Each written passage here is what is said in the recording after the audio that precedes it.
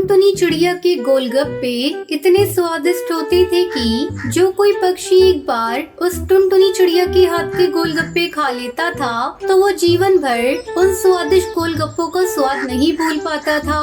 एक रात टुनटुनी चिड़िया अपने गोलगप्पे की गाड़ी लेकर जंगल से अपने घर आ रही थी। तभी एक अनजान कौवा टुनटुनी चिड़िया के पास आता है। ए गोलगप्पे वाली, चल मुझे गोलगप्पे खिला। हाँ हाँ कालू भाई, अभी खिलाती हूँ गोलगप्पे। टुनटुनी चिड़िया एक प्लेट गोलगप्पे बनाती है और उस कौवे को देती है। कौवा उन गोलगप्पों को खाने लगता है।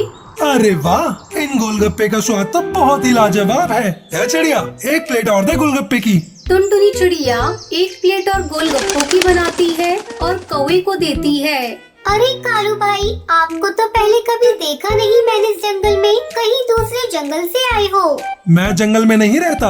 अच्छा, तो फिर कहाँ रहते हो? तुम एक प्लेट और दे दो गोलगप्पे की। हाँ हाँ, अभी देती हूँ। लगता है इस कौवे को भी मेरे गोलगप्पे बहुत पसंद आ रहे हैं, तभी तो इतने खा रहा है ये। आज तो बहुत धंधा होने वाला है मेरा।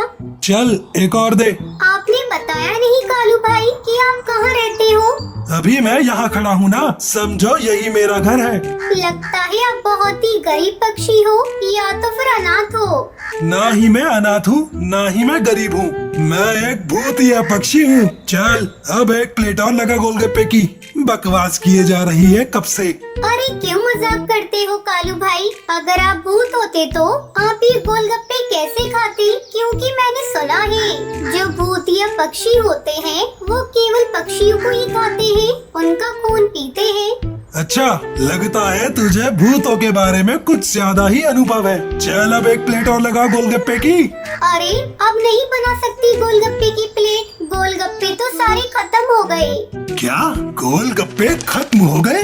लाइए कालू भाई, मेरे गोलगप्पे के पैसे दीजिए। ऐसे बोले तो? अरे क्यों मजाक किए जा रही हो कालू भाई? रात काफी हो गई है, मुझे बहुत काम करना है। लाइए मेरे पैसे दीजिए। मेरे पास कोई पैसे नहीं है। इतना सुनकर टुनटुनी चिड़िया को बहुत गुस्सा आ जाता है। तभी वो कौवा एक भयानक भूतिया कौवा बन जाता है। ये देखकर टुनटुनी चिड़िया के होश उड़ जाते हैं। बाबा भूत! अरे बाप रे, ये कौवा तो भूत निकला।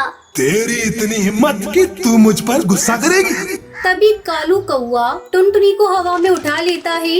अरे मुझे माफ कर दो भूतिया कौवे भाई, अरे मुझे छोड़ दो। अरे मुझसे गलती हो गई, मैंने आपसे पैसे की बात कही, मेरी हिम्मत मारी गई थी जो मैंने आपको ये बात कही। जब तक मेरी भूख नहीं मिटती तब तक मुझे ऐसे ही स्वादिष्ट गोलगप्पे खिलाती जा, और अगर तूने ऐसा नहीं किया तो मैं तुझे एक ही झटके में खा जाऊंगा, समझी? भूतिया कौवा टुनटुनी चिड़िया के साथ उसके घोंसले में आता है। ये देखकर डर के मारे टुनटुनी चिड़िया भी तुरंत गोलगप्पे बनाने लग जाती है। फिर टुनटुनी चिड़िया उस भूतिया कौवे को गोलगप्पे खिलाती जाती है। देखते ही देखते पूरी रात गुजर जाती है। टुनटुनी चिड़िया पूरी रात भर गोलगप्पे बनाती गई। सवेरा जैसे ही होता है टुनटुनी चिड़िया के गोलगप्पे का सारा सामान खत्म हो जाता है। अरे चिड़िया, गोलगप्पे बनाना क्यों बंद कर दिए? मेरी भूख अभी तक नहीं मिटी है, चल तुरंत बना गोलगप्पे। अरे भूतिया कालू भाई, मेरे घोंसले में जितना सामान था गोलगप्पे बनाने का वो सब खत्म हो गया है। अब मैं आपके लिए गोलगप्पे कैसे बनाऊं? मेरे पास तो गोलगप्पे बनाने का सामान लाने के लिए भी पैसे नहीं है। सारे सामान के गोलगप्पे तो आपने खा लिए। अरे तू चिंता क्यों करती है? मैं हूँ ना, मैं अभी गोलगप्पे बनाने का सामान ले आता हूँ। तभी वो भूतिया कौवा अचानक वहाँ से गायब हो जाता है और एक चिड़िया की दुकान से सारे गोलगप्पे बनाने का सामान टुनटुनी चिड़िया के घोंसले में लाता है। ये ले टुनटुनी, ये रहा गोलगप्पे बनाने का सारा सामान। चल अब शुरू हो जा और मुझे स्वादिष्ट गोलगप्पे बनाकर खिला। अरे ये कहाँ फंस गई मैं? ये भूतिया कौवा तो मेरे पीछे ही पड़ गया है। कब इस भूतिया कौवे का पेट भरेगा? टुनटुनी चिड़िया फिर से गोलगप्पे बनाना शुरू कर देती है और उस भूतिया कौवे को खिलाने लगती है। भूतिया कौवा बड़े मजे से गोलगप्पे खाता जाता है। देखते ही देखते शाम हो जाती है। टुनटुनी चिड़िया का गोलगप्पे बना बना कर बुरा हाल हुए जा रहा था। अरे भूतिया कालू भाई, मेरा सारा शरीर दर्द कर रहा है। अरे मुझे बख्श दो। अरे मुझसे अब और नहीं बनाए जाएंगे गोलगप्पे, मुझे अब आराम करना है। क्या? ये फालतू की बकवास ना कर चिड़िया, और मुझे गोलगप्पे बना कर खिला जब तक मेरा पेट नहीं भरता। अरे तुम्हारा पेट तो भर ही नहीं रहा है। कल रात से तुम्हें गोलगप्पे खिलाती जा रही हूँ, पर अब तक तुम्हारा पेट ही नहीं भर रहा है। अरे तुम्हारा पेट है या कुआं जो भरता ही नहीं? तू मुझसे इतने गुस्से में बात कर रही है? तुझे तो मैं अभी बताता हूँ। अरे गलती हो गई, मुझे माफ कर दो भूत भाई, मैं बनाती हूँ। टुनटुनी चिड़िया फिर से गोलगप्पे बनाने लग जाती है। लगता है मुझे कुछ करना होगा। कैसे भी करके इस भूतिया कौवे से मुझे अपना पीछा छुड़ाना होगा। तभी टुनटुनी चिड़िया उन गोलगप्पों में चूहे मारने की दवा मिला देती है और उस भूतिया कौवे को खिला देती है। जहरीले गोलगप्पे खाने के बाद उस भूतिया कौवे के पेट में दर्द होने लगता है। ये क्या मिला दिया चिड़िया तूने गोलगप्पे में? अब आया ना उन पहाड़ के नीचे। फिर टुनटुनी चिड़िया भूतिया कौवे को आग लगा देती है और भूतिया कौवा वहीं जलकर भस्म हो जाता है।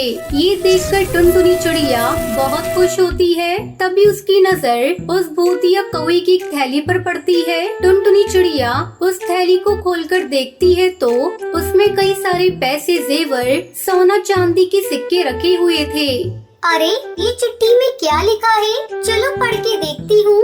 टुनटुनी चिड़िया उस चिट्ठी को खोलती है और उसे पढ़ने लगती है, जिसमें लिखा था कि तुमने इतने प्यार से इतने अच्छे अच्छे गोलगप्पे खिलाए हैं। जब मेरा मन गोलगप्पे खाकर भर जाएगा तो मैं तुम्हारे पास से चला जाऊंगा और जाते जाते मैं तुम्हें ये सारा सामान दे जाऊंगा। उसके बाद तुम्हारा जीवन एकदम से बदल जाएगा। ये बात पढ़ने के बाद टुनटुनी चिड़िया को बहुत रोना आता है और उसे अपने किए पर बहुत ही पछतावा होता है। हिमाचल गांव की मुखिया कड़कनाथ अपने बेटे कालू कौवे से बहुत परेशान रहते थे। कालू अपने पिता के साथ किसी भी काम में हाथ नहीं बटाता था, बस सारा दिन इधर उधर दोस्तों के साथ घूमते रहना और खाली समय मिले तो सोते रहना। कड़कनाथ मुखिया को इसी बात की चिंता रहती थी कि कालू पर कभी गाँव को संभालने की जिम्मेदारी आई तो वो कैसे जिम्मेदारी को संभाल पाएगा।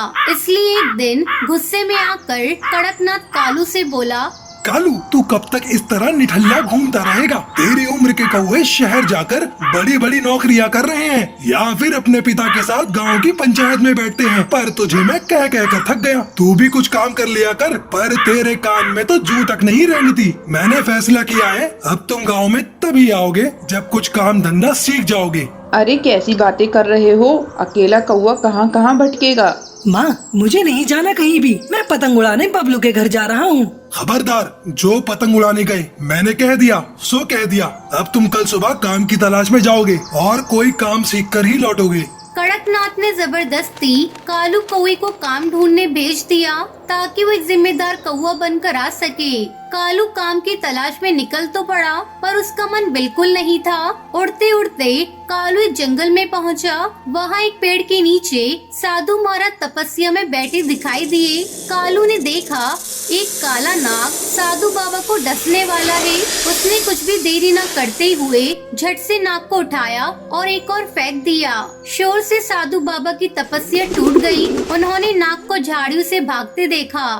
धन्यवाद बेटा, तुमने आज मेरी जान बचा ली। आओ मेरी कुटिया में चलो, वहाँ चलकर बात करते हैं। बाबा आपकी कुटिया तो बहुत सुंदर है, ये तो बांस से बनी हुई है। बेटा ये बांस की कुटिया मैंने खुद बनाई है। बांस को जोड़ जोड़ कर बहुत मेहनत से मैंने इसे तैयार किया है। बाबा क्या मैं कुछ दिन यहाँ आपके पास रह सकता हूँ? हाँ बेटा बिल्कुल रह सकते हो। कालू साधु बाबा के साथ ही रहने लगा। वो साधु बाबा की बहुत सेवा करता था। वहाँ पर कालू कौवे ने बांस से घर बनाना सीखा। एक दिन साधु बाबा कालू से बोले, कालू बेटा मुझे यहाँ से दूसरे स्थान पर जाना है। अब तुम्हारा भी अपने गांव लौटने का निश्चित समय आ गया है। पर बाबा मुझे तो मेरे पिताजी ने कहा था जब तक मैं कोई काम धंधा नहीं ढूंढ लेता तब तक मैं गाँव वापस नहीं जा सकता। काम तो तुमने सीख लिया बेटा। तुमने बांस के घर बनाने सीखे हैं, वो भी बहुत मेहनत का काम है। अब तुम अपने गांव जाना और वहाँ पर तुम जल्दी ही बांस के घर बनाना शुरू कर देना। बस ये काम है, एक दिन ये बांस के घर तुम्हारे बहुत काम आएंगे। कालू साधु बाबा से विदा लेकर वापस गांव पहुंच जाता है और अगले दिन बांस मंगवाकर पूरे गांव में बांस के घर बनाना शुरू कर देता है। पता नहीं इस कौवे को मैंने काम धंधा ढूंढने भेजा था, पर ये तो बांस के घर बनाने में लग गया है। देखने में घर कितना सुंदर और मजबूत है। पर ये घर किस काम के? यहाँ कौन रहेगा? हैं? गांव में सबके अपने अपने घर, अपनी अपनी जमीन जायदाद है और ये फिजूल की मेहनत कर रहा है। कालू कुछ ही दिनों में पूरे गांव में जगह जगह बांस के घर बना लेता है। मानसून आ चुका था और हिमाचल गांव में कई दिनों से मूसलाधार बारिश हो रही थी। एक शाम पानी का बहाव तेज हो गया, जिससे हिमाचल गांव बाढ़ की चपेट में आ गया। हिमाचल के साथ साथ आसपास के बहुत से गांव बाढ़ में डूब रहे थे। हिमाचल गांव के पक्षी हाहाकार मचाने लगे। तभी उन्हें गांव में बने बांस के घर दिखाई दिए, जो काफी ऊंचे बने हुए, और उन बांस के घरों की छत तक बाढ़ का पानी नहीं पहुंच रहा था। पूरे गांव ने बाढ़ से बचने के लिए कालू के द्वारा बनाए गए बांस के घरों में शरण ली। कड़कनाथ भी अपने बेटे कालू और अपनी पत्नी सुंदरी के साथ उसी बांस के घर में शरण लेता है। बापू, मुझे साधु बाबा ने बोला था कि वक्त आने पर ये बांस के घर बहुत काम आएंगे, और आज हमारा पूरा गांव बाढ़ की चपेट में आ गया है। गांव में एक एक घर बाढ़ में डूब गया है, पर ये बांस के बने घर नहीं डूबे। हमारा पूरा गांव सुरक्षित है। हाँ कालू बेटा, तुमने तो सचमुच अपने गांव के लिए जो किया है वो मैं भी नहीं कर सकता। मुझे तुम पर गर्व है मेरे बच्चे। कुछ दिनों बाद सब कुछ ठीक हो गया। गांव वालों ने कालू की बहुत तारीफ की और फिर कालू खुशी खुशी अपने गांव में रहने लगा। तो ये थी आज की कहानी। आज का सवाल ये है, साधु बाबा कालू कौवे को क्या काम सिखाते हैं? अगर आपको पता है तो आप हमें कमेंट करके जरूर बताएं। वीडियो अच्छी लगी हो तो इस वीडियो को लाइक और शेयर करना ना भूलें।